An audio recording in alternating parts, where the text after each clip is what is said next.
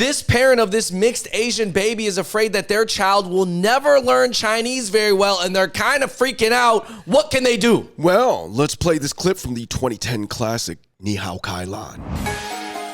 I'm Kai Lan. Ni hao. That's how I say hi in Chinese. Say ni hao. Boom! This is a situation that a lot of parents are going through in 2024. This situation in particular on Reddit might be a little bit more extreme, though. He says, I feel like I'm fighting an uphill battle teaching my Asian child Chinese. Why'd you call her Asian? Yeah, that's kind of crazy. Anyway, he's second generation Chinese American. He married a white woman. He's living in a white area. He's surrounded all by the white culture. He said all the songs he knows are in English. What is he going to do? He's freaking out about his own identity. Right. So I don't know if he really needs to freak out right now. She's only 2.5 months old, so she got some time. But anyways, guys, we're going to talk about our suggestions, the things that parents in this situation need to remember. Hopefully it's going to be helpful and inspiring. And then there's a whole bunch of other comments that give their point of view. So please hit that like button. Check out other episodes of the Hot Pot Boys. And listen, I'll tell you this. If you want a product to put in your house to make your daughter feel proud of being Chinese, it might be Smala that you can get on Amazon and smalasauce.com. I'll say to you this. There is a super active Reddit forum called Multilingual Parenting, Andrew, and people are discussing this topic because not just him, but like a lot of people are going through this situation as we get into second, third, fourth generation and you're saying Asian Americans. People of all languages. This is multilingual parenting, meaning that they're talking about Spanish, all different languages of parents who are trying to be like, hey, how do I teach my kid another language while growing up in America and making them feel comfortable and not having some type of identity crisis? Right. So point number one, Andrew, you can't make anybody do anything if they don't feel it in their heart. Feel it in your heart. I mean, I guess ultimately my whole thing is like he's in charge of maybe her identity, the things she's exposed to when she's very young in reference to his daughter. So it's like you can't really ever make anybody do anything, especially in America. English is the dominant language. English also became a global lingua franca. So everybody in other countries is trying to learn English as well. So it's like, I guess what can he do? He could just try to make her appreciate the culture and like the culture. But in America, it's true. There's no need unless you operate within that enclave community to be able to communicate in that language. Right. I mean, let's be honest. There's even kids of immigrant parents who still don't speak the language very well or at all sometimes. Usually they understand it though, right? Right. But at least, it doesn't mean just because your parents speak a language that you're going to learn it automatically. It does have to be deliberate. It sometimes does take work, and it is sometimes costly, whether with time or money. So point number 2 is for this parent, this OP, what is going to be her incentive to work through learning Chinese as she gets older? What's going to be her incentive? What does learning Chinese do to her life? What is she needed for? Now, you can do the one parent, one language thing where the father, he speaks Chinese, so he's only going to speak to the daughter in Chinese. But also, what does he say to her? Is he going to say positive things, or is he only going to scold her and drill her? Well, then she's going to associate that with a strict parent, so then she's not going to want to learn Chinese. Or does she need it so that she's going to go on trips back to China and understand the grandparents or something like that? Right. I mean, the truth is it's very hard to stay to be fluent and bilingual in America because even Hispanic Americans, Latin America is right next to North America. And, if you look at the rates, only 50% of the second gen is able to have a conversation. And some studies have shown that the third generation of Latino Americans, that rate drops to about 25%. And Spanish is a language that is very, very close, at least in some vocabulary, to English. Right. But not all hope is lost because I'm going to run some clips of non-Asian kids speaking Chinese or saying they want to be Chinese.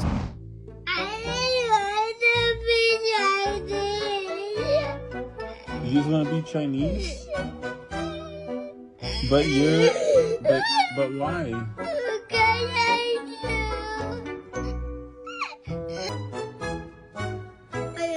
I only say shisha. Shisha? Yeah. What does that mean? 我想想，比你少不少，因为我们知道，我们要玩那个游戏。还有我们要做小兔面包店。What are we having for dinner? Daddy. Chinese. Boom! So there it is. It does go to show you there's multiple trends. There's obviously the trend of Americanization and assimilation happening. Simultaneously, technology and just sort of the prevalence of the Chinese culture growing globally due to macroeconomics is also causing these videos that I never saw when I was young. Right. And these are kids who are excited about Chinese food, being Chinese or speaking Chinese. So point number 3, Andrew, how do you make it fun or cool? People in America, probably you could argue even more than other countries, they care about what is cool. America creates what is this very hard to quantify cool culture around the globe. Typically, things that are cool, Andrew, make people feel alive. When you're talking about something that makes somebody feel alive, usually is hitting their endorphins, their adrenaline, their dopamine, or serotonin receptors inside of their body. So I guess to your point, Andrew, you're saying if he grew up with like very traditional, maybe stereotypical, hypercritical Chinese parents, he probably should not just repeat the phrases of that in Mandarin to his daughter. Yeah, I mean, you have to make it fun and make them feel fun. And she has to associate the language with fun experiences, enjoyable food. Like, she has to associate speaking Mandarin. You know, obviously dim sum is generally Cantonese, but by the time she's eating dim sum, listen, all the dim sum ladies are going to be able to speak Mandarin. So I'm saying, like, it's like you might as well just like practice there, be in these nice environments, go to your Chinese restaurant. Maybe you don't have a lot of great Chinese food, but there are Chinese restaurants in every city. You're literally. saying like if he introduces her to beef noodle soup in the future when she's like 7 or 8 at the point where she can even enjoy food like that, she'll just be like, hey, Dad, can we go get noodle mian? Yeah. Things like that. Like, the food is the easiest way, obviously, but there's so much more work to be done. There's so many other different aspects of culture, you know, whether you put them in martial arts, there's the usually, you know, Lunar New Year festivals, Mid-Autumn festivals. Immersion schools. Immersion schools cost money, but they're definitely available in a lot of large Andrew, cities. there's places like Haidi Lao that mix everything like unique food, martial arts, festivals, and unique clothing and decorations all into one experience. No, Haidi Lao is definitely a Chinese experience, no doubt. And in a way, would you say, Andrew, he should feel so lucky because there's such a wealth of material to learn Chinese, even versus, say, for example, a much smaller Asian group? Yeah, like if you think about it, OP, you're in actually a great position because Mandarin is one of the top 3 globally most spoken languages with all the material, so many courses. There's Instagram teachers, there's YouTube teachers, there's free teachers, there's paid teachers, there's immersion schools. Everybody is learning Mandarin. So in a way, you're not in a bad situation. Like, obviously, if you're of a smaller Asian group, there's not going to be as many materials. Even Vietnamese is not going to be as easy to learn formally in America. Right, there's not going to be as many books or like programs or courses. Like, he probably could find a course that's catered to almost his exact situation. Even there might even be a Chinese language learning course for mixed kids. Like, literally, I'm talking about that's how big the Chinese language learning world is. Yes, there's a lot of money behind it. It is a huge industry. So actually, in a way, even though Chinese is a fairly tough language, you're in a great position. Right. Point number 4, he should take her on trips back to the motherland, right? Yeah. And I think it almost depends on what his own relationship is.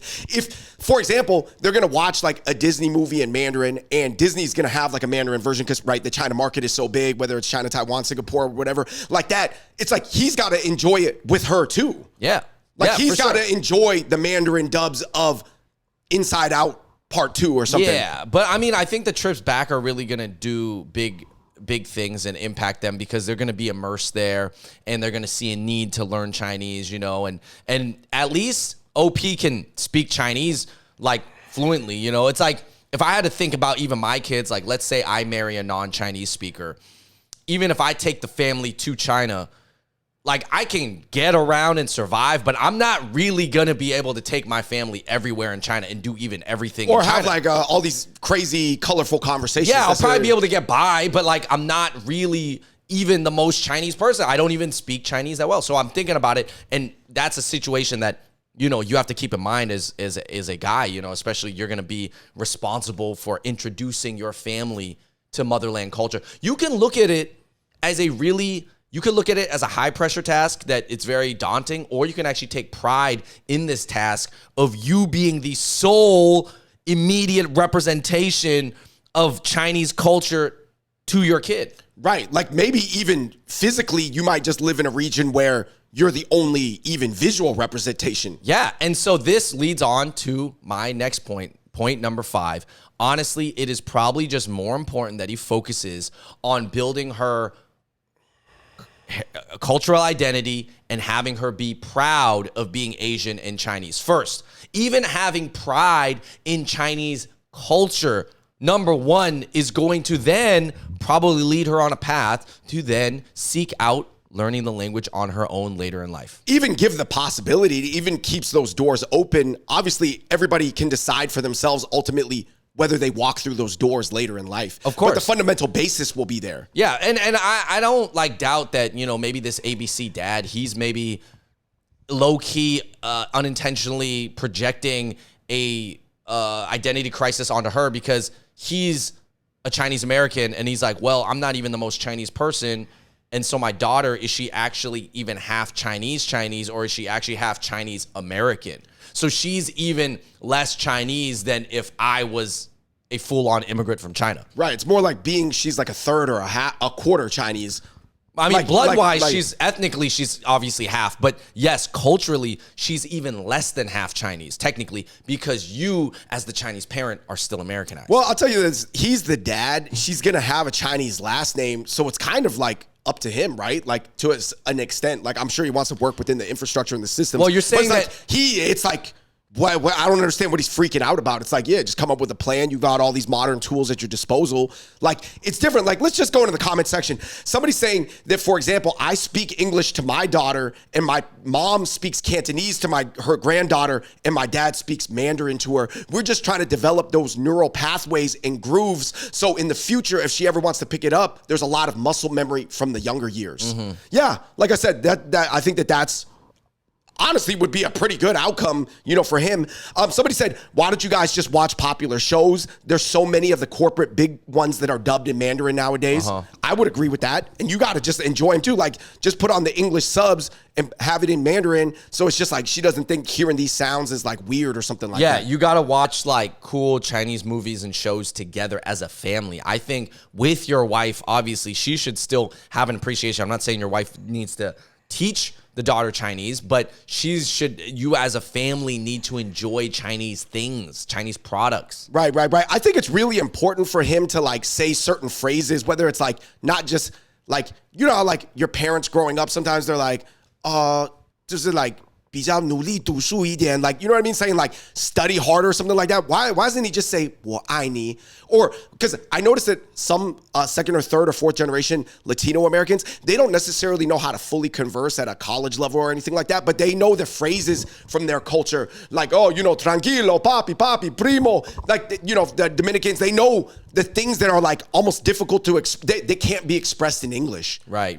And I think so colloquial phrases. Yeah. And I think like positive phrases and compliments so that she has a positive connotation to the language, not just telling her to do things, So yeah, I mean, just start off using positive language in Chinese and all the good stuff that she likes in her life, she'll associate that with the Chinese language. Right. I think also it's important to show her stuff that is like way cooler than what she has access to at school. They're probably still eating Lunchables in 2024, but the 2024 Lunchables, people are probably still eating Sloppy Joes, cheese tortilla wraps. Show her the other worlds. Maybe show her that she can show her friends some cool mantos, or, there's so many jiaozes and shui jiaos and bings, ro bings. You know what I mean? There's just so many things you can show that like the Anglo-Saxon world or the American whatever mainstream, like just doesn't know anything about. And I think people are going to be more open-minded in the future. So if your daughter can show people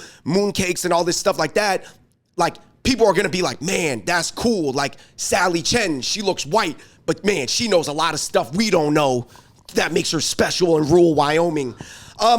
Ultimately, man, I would just say this. I think the OP needs to ask himself, why does he want her to learn it? Like, I think language and culture are different.